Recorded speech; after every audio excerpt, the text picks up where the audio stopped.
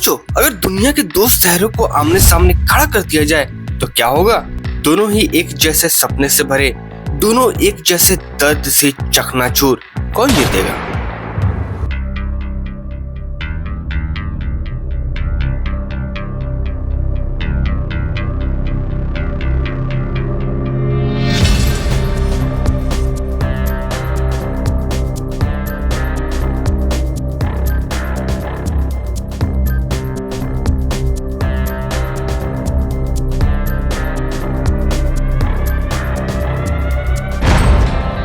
एक तरफ है मुंबई, सपनों की नगरी, जहां हर सांस के साथ साथ एक सपना जन्म लेता है, और दूसरी तरफ कराची, संघर्षों का शहर, जहां जिंदगी एक जंग है और हर मुस्कान एक जीत। ये लड़ाई इमारत की नहीं है, न ही पैसे और पहचान की। ये लड़ाई है जज्बे की, जुनून की और हिम्मत की। तो आज चलो तलाशते हैं दो दिलों की ये जंग, मुंबई बनाम कराची। कहानी उन गलियों की जहां सपने पलते हैं और जख्म भी। तो वीडियो तो है बहुत इम्पैक्टफुल और काफी इंटरेस्टिंग, जिससे आपको पता चल जाएगा कि नंबर 1 पे कौन है। तो इसीलिए वीडियो को पूरा देखना तो बनता है। तो चलिए ना स्टार्ट करते हैं। Mumbai versus Karachi, full comparison. अब बात मुंबई की हो चाहे कराची की, दोनों ही शहर अपने अपने देश की आन बान और शान है, और इसीलिए इतने सारे सिमिलरिटीज के चलते दोनों का इतिहास भी काफी मिलता जुलता रहा है। क्योंकि पहले दोनों ही शहरों का प्रयोग फिशिंग पोर्ट्स और नेचुरल हर्बल के तौर पे किया जाता था, और जब कंपैरिजन करना ही है तो एकदम शुरुआत से शुरू करते हैं, मतलब इनके हिस्ट्री से।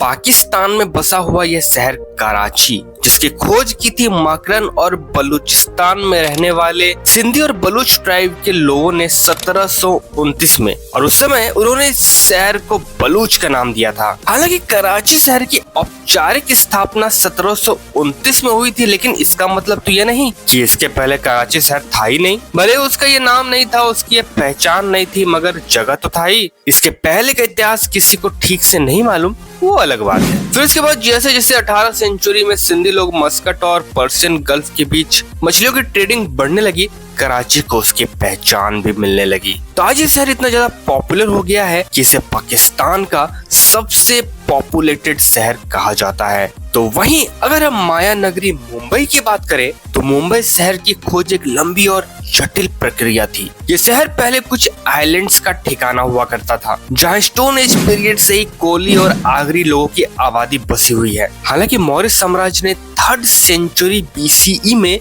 इसे अपने नियंत्रण में ले लिया और इसे हिंदू बौद्ध संस्कृति और धर्म के केंद्र में बदल दिया।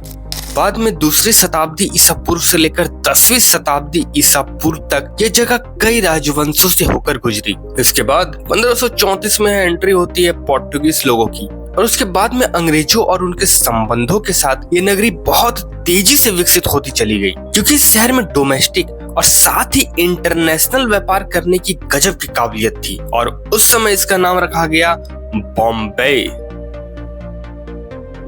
जिसे बाद में 1995 में बदलकर मुंबई कर दिया गया। तो ये तो हो गई भैया हिस्ट्री की बातें, पर किसी भी जगह का कंपैरिजन करने के लिए सबसे पहले उस जगह के लैंडमास एरिया को तो हमें जानना ही चाहिए। अब पहले मुंबई सिर्फ 24 किलोमीटर लंबा और 4 किलोमीटर चौड़ा हुआ करता था, जो डोंगरी से शुरू होकर मालाबार हिल पर खत्म हो जाता था। लेकिन यही लैंडमास एरिया अब बढ़कर 603.4 किलोमीटर स्क्वायर का हो गया है, जिसका पॉपुलेशन कुछ ही दिनों में लगभग 26.385 मिलियन हो जाएगा, और इसलिए आबादी की वजह से ये दुनिया का दूसरा सबसे मोस्ट पॉपुलेटेड सिटी बन जाएगा।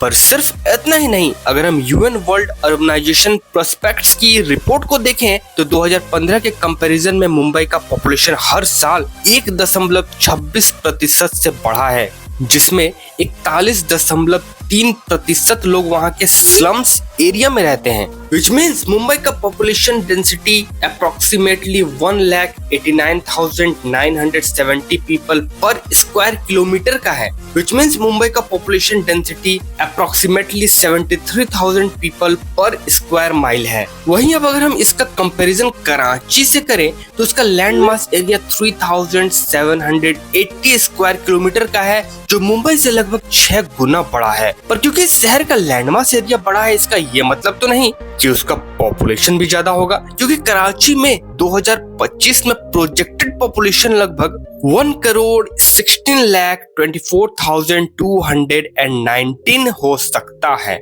और ऐसा भी नहीं है कि इसमें सारे पॉपुलेशन सिर्फ पाकिस्तानी के मूल निवासी का है, इसमें बांग्लादेशी, अफगानी और म्यांमार के रोहिंग्या भी इंक्लूडेड है। और ऐसे ही ढेरों माइग्रेंट्स को पनाह देते हुए कराची के पॉपुलेशन में हर साल 2.27% की ग्रोथ हुई है, जो इसे मुस्लिम वर्ल्ड की सबसे बड़ी सिटी बनाती है। इसका मतलब ये हुआ कि डेंसली पॉपुलेटेड की रेस में मुंबई की ही तरह कराची का भी हाल बेहाल है, क्योंकि वहाँ का पॉपुलेशन भी 1,63,169 स्क्वायर किलोमीटर का है, जो इसे पाकिस्तान की सबसे बड़ी सिटी बनाता है। पर आज की मॉडर्न दुनिया में अगर कोई सबसे बड़ा फैक्टर हो सकता है किसी शहर को शहर से या देश को देश से कंपैरिजन करने के लिए, तो उस चीज का नाम है वहाँ की इकोनॉमी।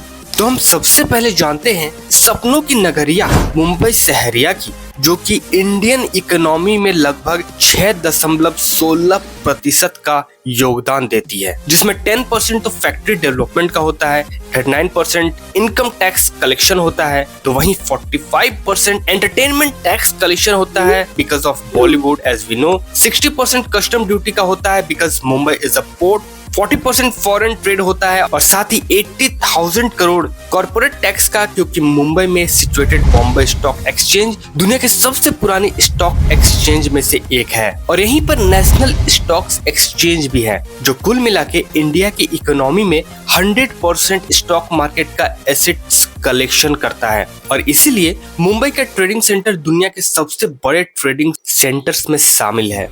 और जी हाँ, इसलिए जो शहर इतना बड़ा होता है उस शहर में लोगों को रोजगार भी उतना ही ज्यादा मिलता है।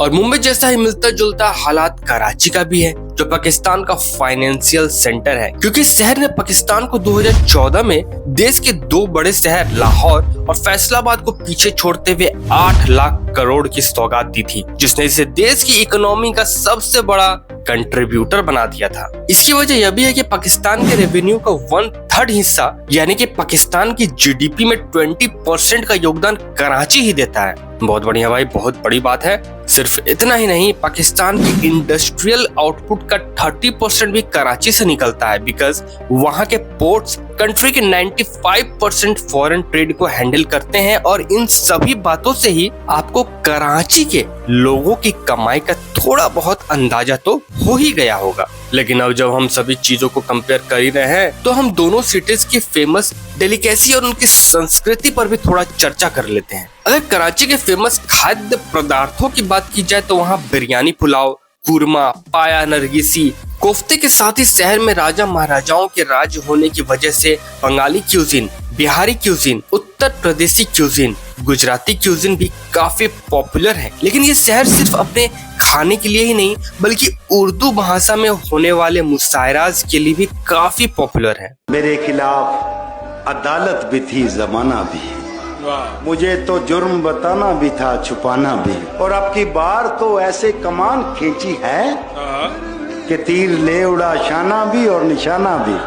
क्योंकि पोइट्री को पाकिस्तानी कल्चर में ज्ञान और कला का पहचान माना जाता है। और रहा सवाल जाति और भाषा का, तो कराची में मेजोरिटी मुस्लिम्स होते हैं और बाकी क्रिश्चियन 2.21% और हिंदू 1.12% और अहमदी 0.04% और 0.14% पर बाकी दूसरे धर्म के लोग आते हैं। वहीं हमारे मुंबई में ऐसा बिल्कुल भी नहीं है। यहाँ हर धर्म, हर जाति, सभी भाषाओं के लोग एक साथ ही रहते हैं और यहाँ सभी को मुंबई कर ही कहा जाता है। लेकिन अगर मेजॉरिटी भाषा की बात करें तो यहाँ ज्यादातर मराठी, हिंदी, इंग्लिश और गुजराती भाषा बोली जाती है। अब जिस तरह यहाँ लोगों में कोई भेदभाव नहीं होता, उसी तरह तीज त्योहारों में भी यहाँ नहीं होता। और इसलिए तो लोग यहाँ गणेश चतुर्थी से लेकर क्रिसमस, मुहर्रम, होली, दिवाली सब एक साथ मिलकर मनाते हैं। और यहाँ पर क्यूजिन व्यूजिन भी कुछ नहीं होता भैया, क्योंकि यहाँ का हर इंसान अपनी पूरी जिंदगी पाव खाकर ही बिताने की क्षमता रखता है। इसीलिए तो मुंबई में बड़ा पाव, विसल पाव, भाजी पाव, पाव भाजी जैसे न जाने कितने पाव से बने फूड आइटम्स फेमस हैं। और इन्हीं दोनों सिटीज के इन्हीं रिच कल्चर और खाने के लिए पूरी दुनिया भर से लोग यहाँ आते हैं, जो हमें ले आता है हमारे नेक्स्ट पॉइंट टूरिज्म पर। तो सबसे पहले बात करते हैं मुंबई की, जिसका नाम लेते ही सामने बॉलीवुड की चमकीली दुनिया, बड़े बड़े बीचेस और गेटवे ऑफ इंडिया यही सब आता है। और यही देखने तो 2016 में पूरी इंडिया के टूरिस्ट स्पेंडिंग में सिर्फ मुंबई की स्पेंडिंग 35.7% थी। इन फेमस जगहों के साथ ही कई बार लोग देखने आते हैं वह शहर जहां अंबानी, टाटा, बिरला जैसे कई बिजनेस टाइकून्स ने अपनी शुरुआत की थी। इसके साथ ही मुंबई का स्ट्रीट मार्केट भी काफी फेमस है, जहां टूरिस्ट एक डिसेंट प्राइस में लेटेस्ट फैशन ट्रेंड्स को भी खरीद सकते हैं, जिस वजह से हर साल मुंबई में लगभग 6 मिलियन टूरिस्ट आते हैं, जो इस माया नगरी को 2025 में 49th best city location in the world का टाइटल देता है, जो कि काफी अच्छी रैंकिंग है। अब चलिए फटाफट चलते हैं कराची शहर की ओर। और यहाँ की बात करें तो उसका पोर्ट इतना विशाल है कि पाकिस्तान के फॉरेन ट्रेड में 95% कंट्रीब्यूट करता है। मतलब 95% माल जो बाहर जाता है या बाहर से जो अंदर आता है वो कराची के थ्रू ही आता या जाता है। लेकिन इसकी वजह से पूरा इलाका इतना कमर्शियल हो चुका है कि वहाँ टूरिस्ट की बहुत कम संख्या जाती है। लेकिन ऐसा भी नहीं है कराची में कुछ देखने लायक नहीं है, क्योंकि यहीं पर आपको क्रिफ्टन बीच, फ्रेंच बीच जैसे कई बीचेस देखने को मिलेंगी, जो पूरे पाकिस्तान में सिर्फ कराची में ही पाई जाती हैं। इन बीचेस के अलावा ही कराची का लकी वन मॉल पाकिस्तान के साथ ही साउथ एशिया का भी सबसे बड़ा मॉल है। एम्प्रेस मार्केट जो ब्रिटिश राज एरा का मार्केट है, ये दोनों ही जगह काफी पॉपुलर है। लेकिन हर जगह हर वक्त कुछ अच्छा ही हो ये जरूरी तो नहीं है ना। हर अच्छाई में कोई ना कोई बुराई छुपी होती है, और इसीलिए अब हम दोनों शहरों के क्राइम रेट्स को कंपेयर करेंगे। अगर हम मुंबई की बात करें और टाइम में थोड़ा पीछे चले जाएं, यानी पास्ट में, तो यहाँ अंडरवर्ल्ड पहले काफी सक्रिय हुआ करता था। और अगर कुछ प्रचलित नाम की बात की जाए तो इसमें दाऊद इब्राहिम, टाइगर मेमन, छोटा राजन जैसे न जाने कितने बड़े बड़े क्रिमिनल्स ने अपनी क्रिमिनल एक्टिविटी की शुरुआत मुंबई की इन्हीं गलियों से कभी की थी।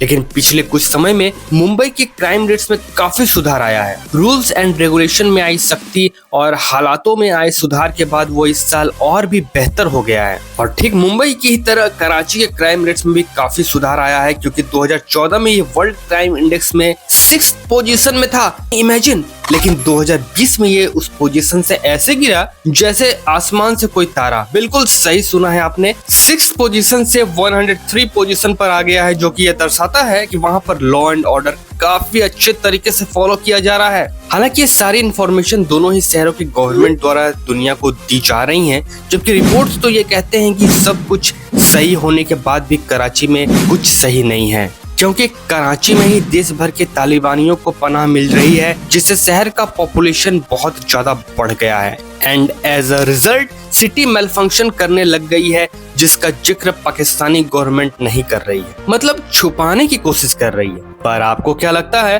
कराची का असली सच्चाई को पाकिस्तान की गवर्नमेंट बयां कर रही है या यह एक इंटरनेशनल मीडिया की साजिश है? अब बात करते हैं जंग के सबसे दिलचस्प मैदान यानी क्रिकेट की। जब भारत और पाकिस्तान आमने सामने आते हैं तो असल में मुंबई और कराची की भी एक अनदेखी टक्कर होती है। मुंबई सचिन तेंदुलकर का घर, जहां गली के बच्चे भी बल्ला थामे ये सपने देखते हैं कि एक दिन भारत के लिए खेलूंगा। कराची जावेद मियादाद से लेकर वसीम अकरम की जमीन, जहां हर बॉल एक जुनून है।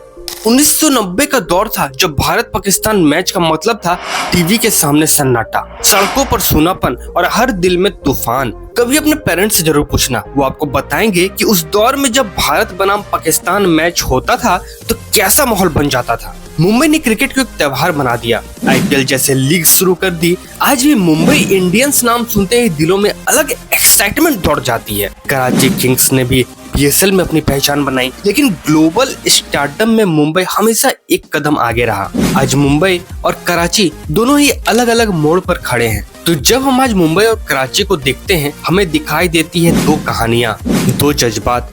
कराची वो जिंदा रहने की जिद है, मुंबई जो उड़ने का जुनून है। कराची एक फाइटर है, मुंबई एक ड्रीमर और अचीवर है। मुंबई हार भी जाए तो खुद से फिर जीतना जानती है, कराची हारता है तो फिर से जीने का जज्बा पैदा करता है। दोनों में दर्द है, दोनों में सपने हैं, लेकिन मुंबई की मिट्टी में कुछ अलग है, एक ऐसी खुशबू जो कभी हार नहीं मानती। मुंबई का आसमान सपनों से भरा है और जमीन उन सपनों को साकार करने वालों से।